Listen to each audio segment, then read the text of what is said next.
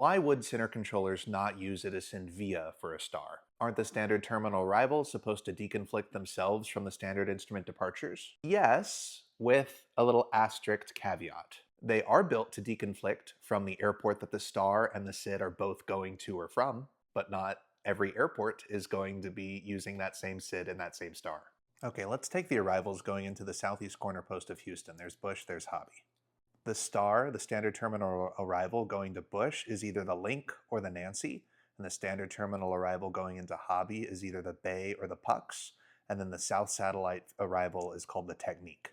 Now there's different crossing altitudes for Link and for Bay depending on the flow of Bush and depending on the flow of Hobby. On a west flow configuration, the window to cross Link would be between 15,000 and 12,000, and the standard 13 arrival window would be flight level 200 to 17,000 for Bay. Now just looking at this, both of these arrival routes are separated. So if you have just domestic airplanes going, then you're going to be getting the descend via the Link 1 arrival or the descend via the Bay 5 arrival. Where it gets tricky is when we have ocean arrivals. And the ocean arrivals create these confliction points with the Bay arrival and with the Technique arrival. So now, even though you have a plane here, if you give them descend via, how are we protecting for this unless we give the ocean arrival a crossing cross scale at or below flight level 1900, then descend via the Link 1, and then Southwest 123 cross Bay at flight level 200, then descend via. And realistically, this is the optimum setup, landing low on Link, landing high on Bay. And realistically, that would be only useful if you're not sequencing airplanes on the Link arrival. Whenever you start adding complexity of different airplanes at different operating areas, and some airplanes are going faster or slower depending on their make and model, looking at you Embraer 145s, now we're trying to fit in a hole for this guy in between one of these two airplanes, these three airplanes, while also separating them from the Hobby airplane here, right?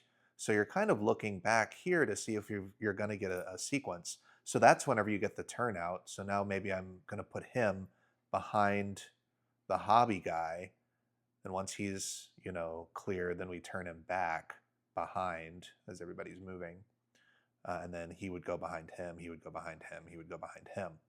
And then this guy's going to cross there, this guy's crossing at 19, then descending via, this guy's already to approach, this guy's crossing Bay at 20, this guy's crossing Link, we're continuing going, we got our 3 miles of separation there, this guy fits in between those two, and so on and so forth. It gets very complicated very quickly, and so sometimes getting a descend via is not good because we need more control.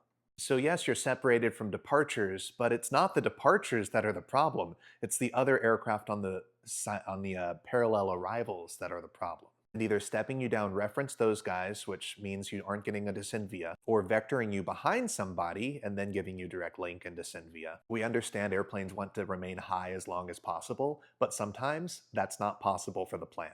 And if it comes down to fuel efficiency or airplane hitting another airplane, we're going to choose the vectoring and the descending so that you are not hitting another airplane, you may just be burning a little bit more fuel. Because that's why we're there. Safe, orderly, and then efficient flow of air traffic.